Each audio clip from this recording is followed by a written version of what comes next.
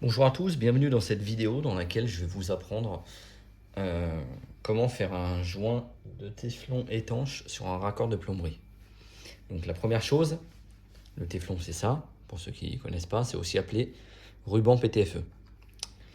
Alors, première chose à savoir, on va faire un raccord en téflon, un joint téflon pardon, sur des raccords qui n'ont pas de portée plate, comme celui-ci. Pour les néophytes en plomberie, je vous montre la différence avec un raccord qui a une portée plate. Vous voyez, il a un léger rebord au fond.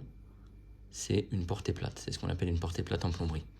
Donc ce qui va faire l'étanchéité sur un raccord avec portée plate, c'est le fait qu'on vienne y mettre un joint comme ceci. Bon là, c'est pas du tout le bon diamètre, hein, mais un joint comme ceci au fond, qui va venir se plaquer avec l'autre raccord lorsqu'on va serrer. Et c'est là que va se créer l'étanchéité. Donc nous, ce qu'il faut retenir, un raccord avec portée plate, pas de téflon, mais joint fibre ou joint caoutchouc. Un raccord sans portée plate, l'étanchéité doit forcément se faire avec du téflon ou de la filasse, mais là on est sur du téflon. Donc là, je vais venir visser ce raccord dans mon raccord où j'ai pas de portée plate. Donc ce qu'il va falloir pour que ce soit étanche, c'est que sur cette partie-là, je fasse un joint téflon. Première chose à savoir, il faut faire le joint dans le sens des aiguilles d'une montre. Je vous montre si je le fais à l'envers.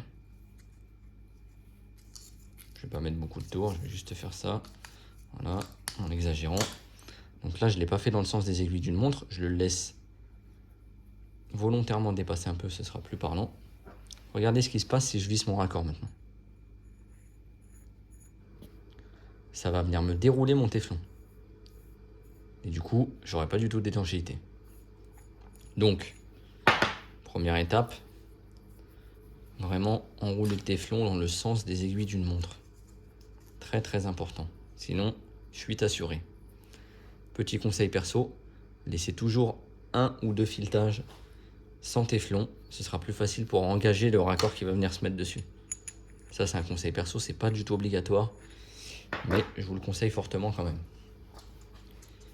Troisième conseil, ça sert à rien de charger comme une mule le raccord de téflon. Ce sera pas plus étanche, ce sera plus dur à serrer, etc. Donc on part comme ça.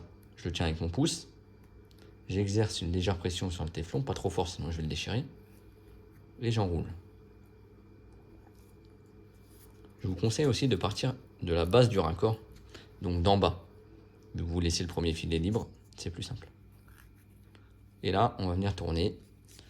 On va faire 4, 5 tours.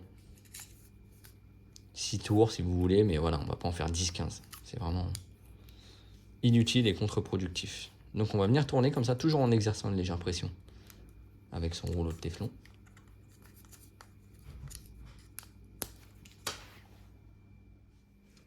Excusez-moi pour la coupure, j'ai eu un petit problème de caméra.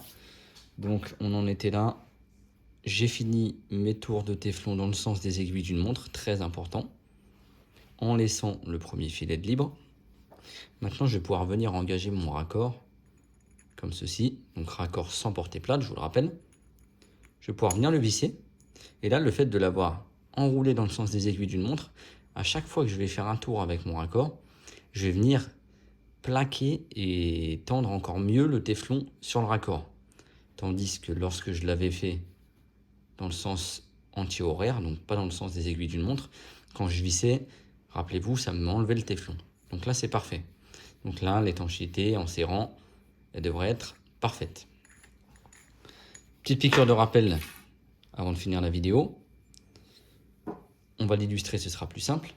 Si je veux mettre une réduction, imaginons que j'ai un tuyau de ce côté-là, de ce diamètre-là.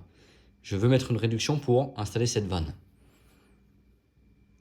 On voit au fond de la vanne qu'il y a une portée plate, donc pas de téflon. Dans ce cas-là, on mettrait un joint fibre ou un joint caoutchouc.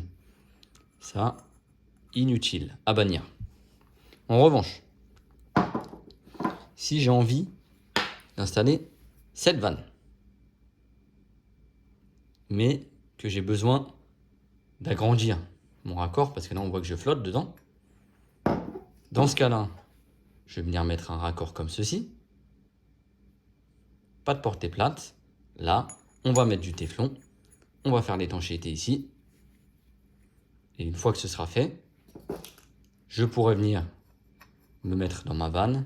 Attention, la vanne est toujours avec une portée plate. Donc ici, il y aura un joint par contre. Voilà, j'espère que cette vidéo vous sera utile. N'hésitez pas à me dire dans les commentaires si ça vous a aidé ou si vous avez des questions, n'hésitez pas non plus. N'hésitez pas non plus à liker et abonner, vous êtes de plus en plus nombreux sur la chaîne. Je vous remercie beaucoup. Ça m'aide vraiment à continuer et à essayer de faire grandir cette chaîne pour aider le maximum d'entre vous. Voilà, je vous dis à bientôt.